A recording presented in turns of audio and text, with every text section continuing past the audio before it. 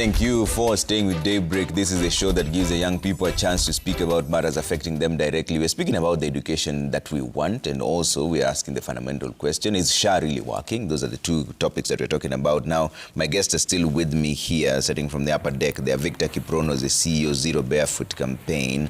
Evans Osapiri is a youth leader. Also, we have Peter Edwin, who's a youth leader from Wiper. Honorable Sheila Sifuma is an MCA from Bungoma.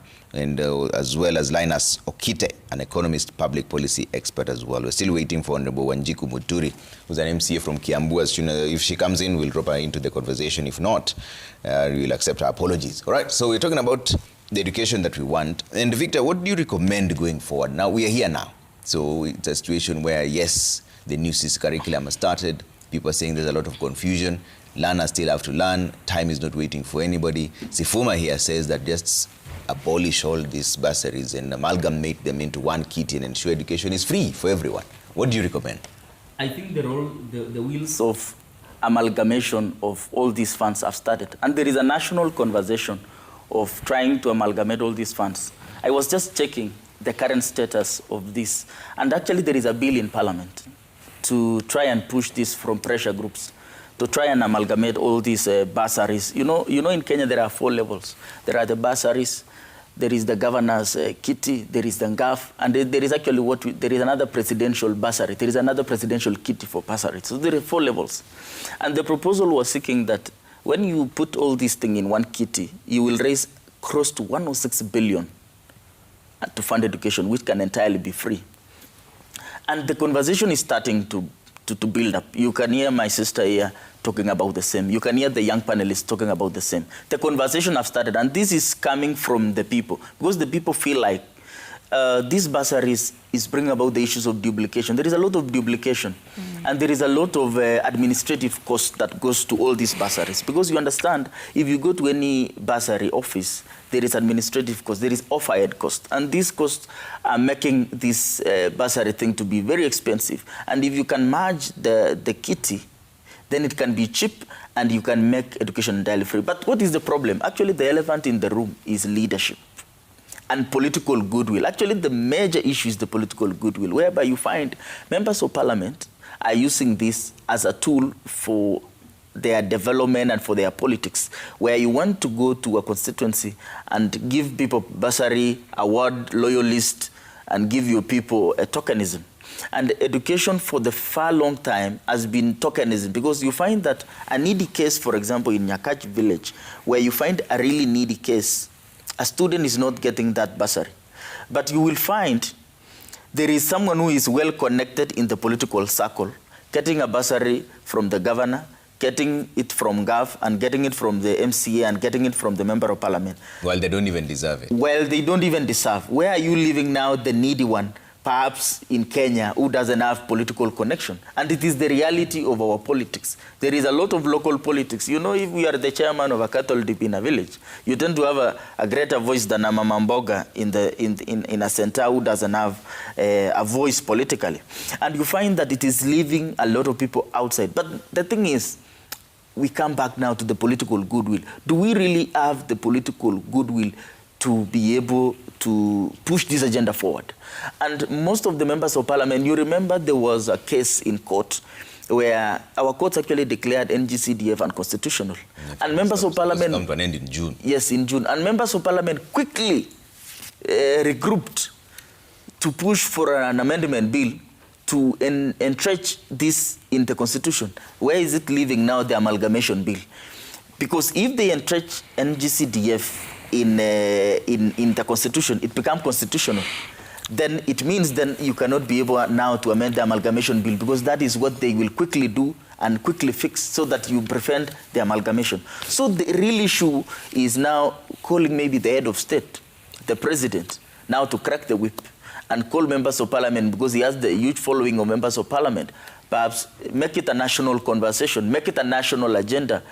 And perhaps we've seen our president as very good political goodwill with most of members of parliament. Then it can become a national agenda. Try to convince members of parliament to allow us have this bill and have this amalgamation for once, and now save us from all these delays, from all these cries from Kenyans. Because I think this is what leaving politics aside, and now talking as a real young Kenyan, because the challenges that we face in Uasin Gishu, for example, in Soi constituency, in Ziwa, where I come from, is the same issues you face in Ukambani.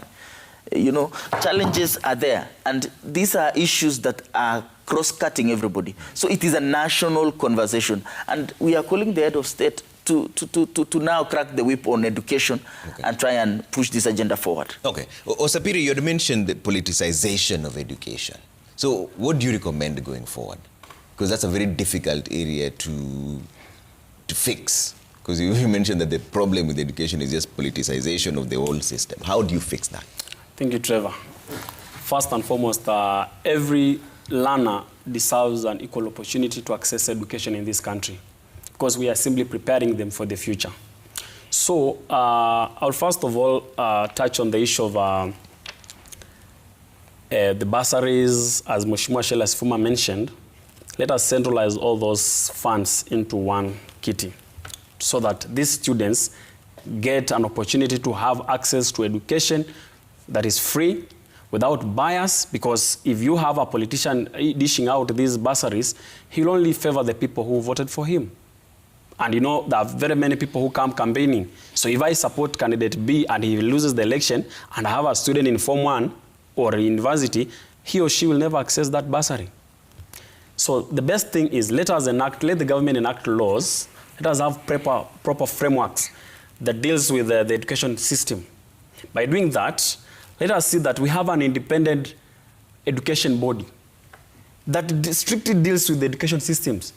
Because you remember when we were having when President Uhuru Kenyatta was leaving office and President William Ruto was taking over leadership, we had this issue of CBC, CBE, if you remember. The main challenge was the policies. We had so many challenges on implementing these policies to work in the education system. We saw that the formula that was being used, today they are saying it's Formula A, tomorrow is Formula B. Just because it was made a political tool. When I take office, I'll ensure that we scrap off this thing. When I take office, I'll ensure that this thing works. You see, so that has been a major challenge. I would request that the government comes up with an independent body that strictly deals with the education system. That will help us when we are doing the teacher deployment. It's not that person A knows teacher A, so that when he is in Mandera or she's in Garissa or she's in Lamu Watamu, can easily receive a redeployment letter in Tongaren constituency because he knows the member of parliament. That independent body should be scrutinized properly to ensure that it does not favor anybody, because all Kenyans deserve a chance. Another thing, Trevor, this is also a key issue in the education system. There are some schools that skyrocket the fee structures. You find today when you come to the government has told us that the fee structure should be amounting to a certain levies or certain fee. But when you go to a certain school, you find the school fees has skyrocketed. The operational costs are added there. So when a student reports to school, you are told, you have to buy a rim paper, you have to buy this, you have to buy this and this, which becomes an issue. Yesterday, I was watching news on Citizen TV and I saw a parent saying, I even don't have that transport alone to have my student admitted to a senior school. The responsibility of parents. So, what I'm saying, Trevor, the operational costs have also been brought in place by teachers, something that should be scrapped off, because we are urging the government to simply increase funding in these schools. We are urging the government to do what? To help us centralize all this money that is awarded to the governors, to the women reps, and to the MPs. When we centralize this money, and the government also increases the capitation on their end, we find that education is going to be free in this country. Let us not make our parents go through hardship, because apart from these operational costs, the fee structure has been skyrocketed. You're also finding that the same parent is being told you have to cater for the school uniforms. So if the fee structure is not skyrocketed, if the operational costs are not there and they're all into this main kitty, the central education fund, you find that there is no parent who will be told, you know, you have to bring this and this. Another critical issue here. Trevor, there's this issue of feeding program in schools. Yeah. You find that politicians are using it as a pledge to the campaigns. If we bring these central funds together, there is no way we are going to ask parents to provide meals, to pay fees, a certain amount of money for their students to eat in school. That money is enough. And I want to assure you the country has enough funds to feed every student from primary, junior school to senior schools. Okay. And the issue of school fees, I want to request that, Trevor, let the government provide free uniforms to all students. If it can't do that, let it do the subsidy, so that at least the parents are not cornered to ensure that their students are in school. Because most of the parents, when you watch TV, are crying, I don't have money to buy the uniforms, which is 30,000. Somebody has no transport to school. Where do you expect him to get the 30,000 to purchase the school uniform? Okay. It's an issue. Fundamental question there. Peter, what do you recommend going forward? First of all, thank you again, Trevor. I think the first recommendation that I have, and I'll concur with Mheshimiwa there, is we must centralize all these funds that are pointed towards education into one kitty that can be used to empower all the students, all our institutions, to ensure that they deliver well. Because number one, we must move from roadside announcements to real active implementation of some of these policies. Because number one, if we had funded our schools very well, they wouldn't be having problems of accommodating all these students. Because some schools are also chasing away students. They are telling them, because you cannot come to school without even having cleared even 50% of your school fees, and you expect us to accommodate you here. So number one, we must implement, and number one, which means number one, the government should adequately fund these schools. Not only funding, but timely funding these schools, because capitations comes late most of the time. Secondly, we need to empower our institutions, because no curriculum will perform well with teachers who are not well motivated. Teachers today are being paid poorly, I can tell you for a fact, because a teacher who is not motivated will not deliver. Thirdly, let me also say this. Another thing is that we must ensure that education is prioritized even in Parliament, because I usually look, there's some bills that are usually pointed towards bettering our education system, like the bill whereby we want to centralize all these funds and do away with the CDF, but all the politicians came together to reject it. You know, at that end, we cannot be assisted, because if they all come together, who will help us as common mwananchi? No one. So we need also to ensure that some of these bills that are there in Parliament we should look for a mechanism of letting it to come from the people directly, because these are our representatives. They are not representing our interests, so we can exercise that directly, because the Constitution mandates us.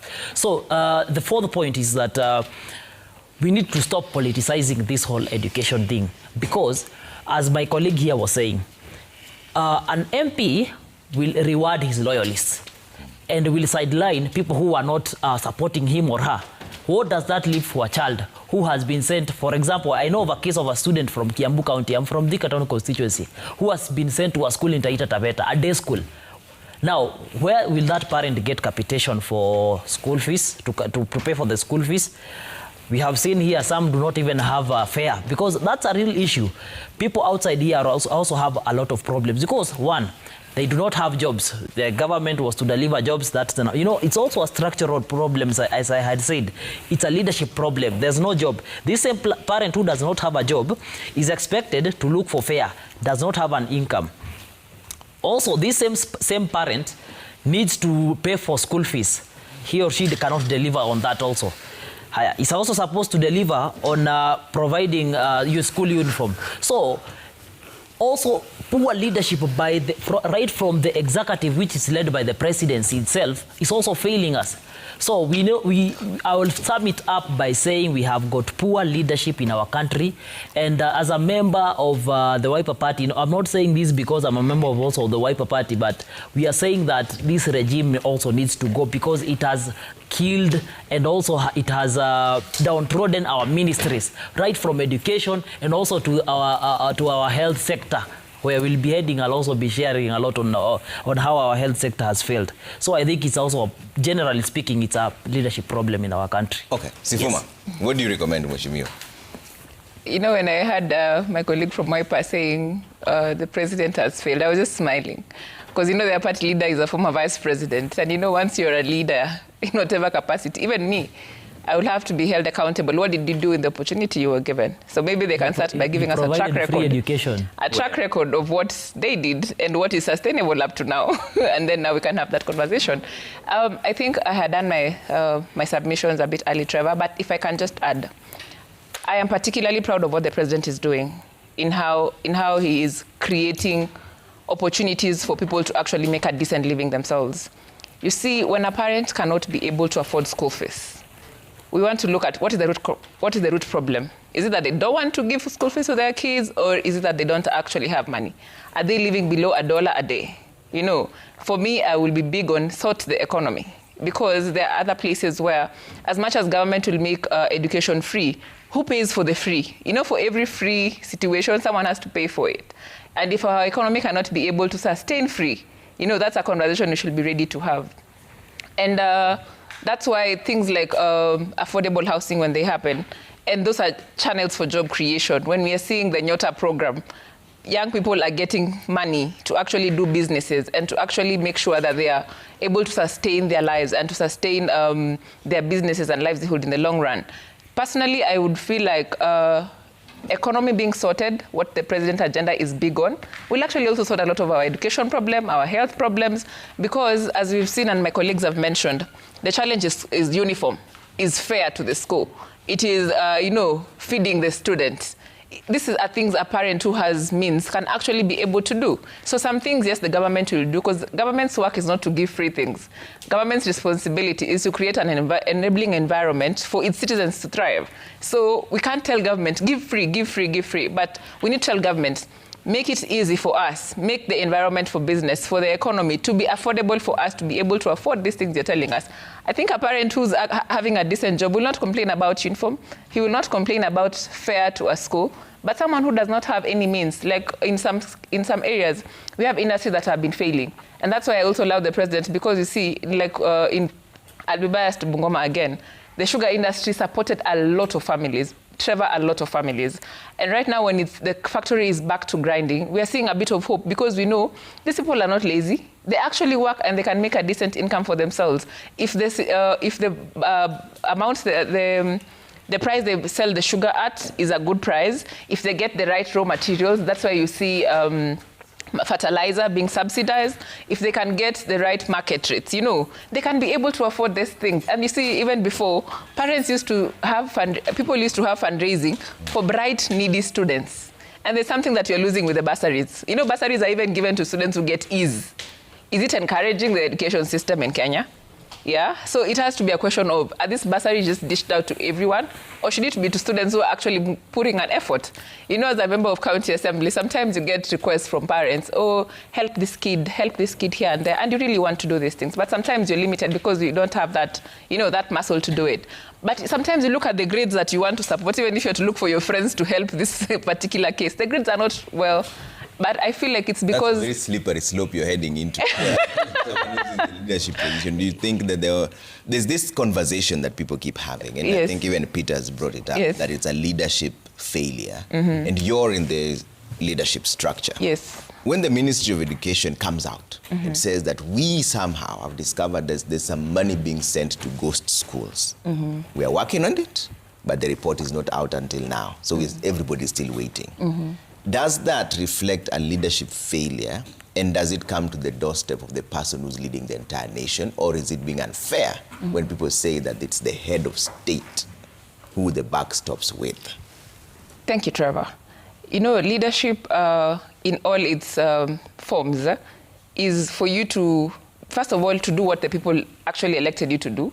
And I think as Kenyans, we need to have a conversation about the cadre of people we are electing, especially to represent us at the lower levels, first of all, as MCAs, and even at the parliament.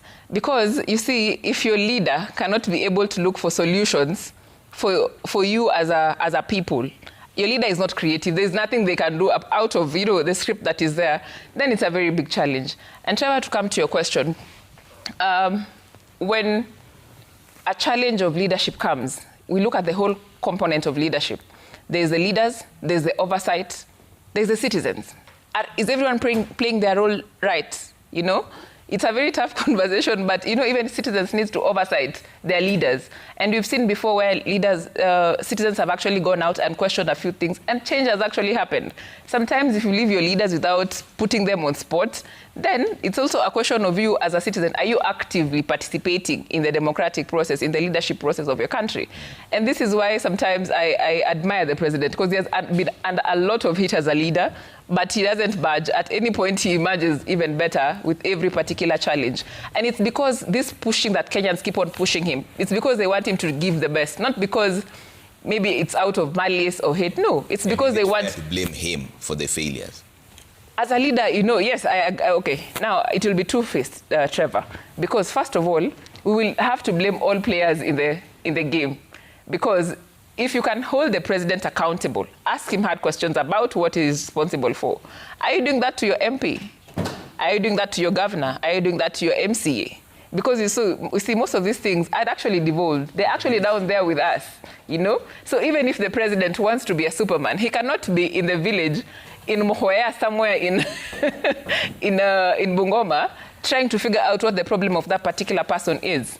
But it is for the MCA in that particular area who will be able to know, this is the challenges of my people, this is how I'll actually come and help them out. So you can't entirely blame the president on an issue in my village that I have an MCA for, I have a governor for. Okay. Yeah. Let me bring in Linus. Linus, what do you recommend going forward? And I'd like us to switch topics and now talk about this shine, whether it's working or not. But what do you recommend in the education sector? How do we fix it?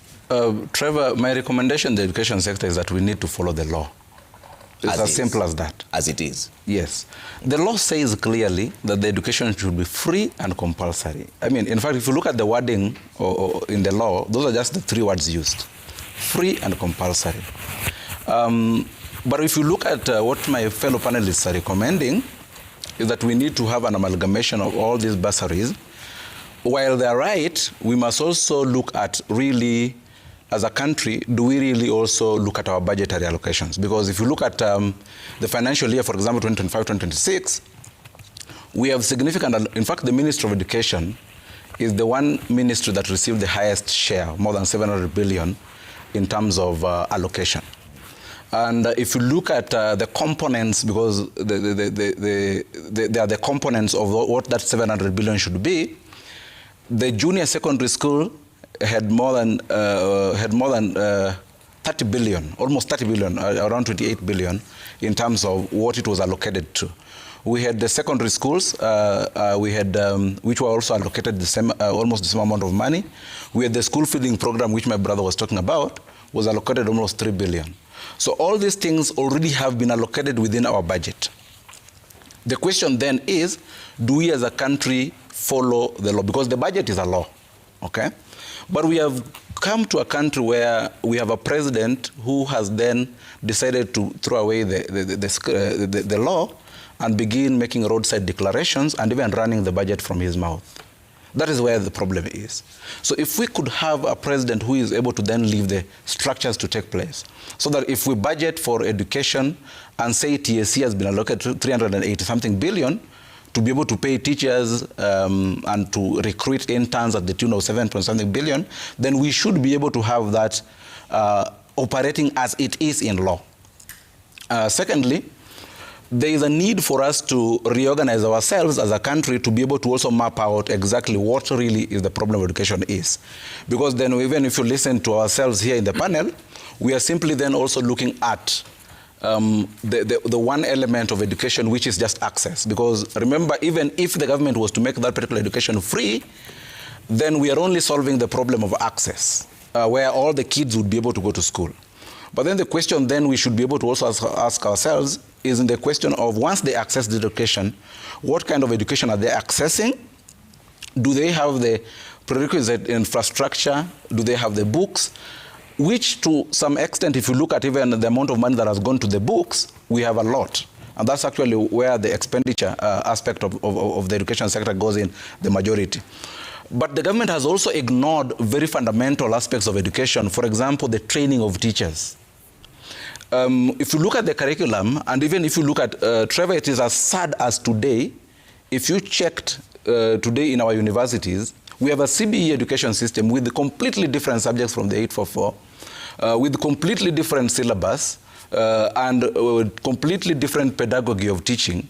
But if you look at our education from the university level, that's where now the training of teachers who are supposed to handle the CBC takes place, we are having admissions in the old system. So if you are to admit a student today, and in September, I was admitting some students at the university, and still I had to try to choose between maths, chemistry. I had to make a conversation with the university in terms of maths, biology. So even at the university level, still we are having those who are supposed to teach CBC system being trained in the 844 system. So then it only shows how disconnected we are as a country in terms of realities. It should have been that we have a training already going on for the trainers of these kids. That is when you then now even solve the software of the education, the quality aspect of the education. Right. Because then if we solve just access and we don't solve quality, then now we are then again failing in terms of getting out, I mean, the personality that has been described. Okay. We are failing in terms of getting out a student who is holistic in nature. All right. Yes. Let me bring in some feedback real quick, and then we switch topics and now talk about SHA. Is it working? It's just a simple question. Is it working? And let's find out what you're thinking. Sudi Caleb says the president creates a problem in the education sector. Now he wants to be seen as the one with the solution. Tumetuma pesa bilioni 44, 44, watoto waende shule with or without school fees. Okay? Bobo Wino says parents are facing difficulties with grade 10 transition because government hasn't invested heavily in education, marred with poor infrastructure, and to make it worse, it has left the burden to Kenyans. Okay? Joseph Kimtai says, curiously missing are the so-called empowerment meetings and visits. Why can't politicians empower parents by helping with school fees now? Okay? Let's do our last one here and see what you're saying before we get back to the panelists. And Frank Orinde says the government must make education truly free and put equality at the center. The small bursaries dished out by politicians are unsustainable, promote favoritism, and have become mere campaign tools. Education is a right, not a handout. Okay? So let's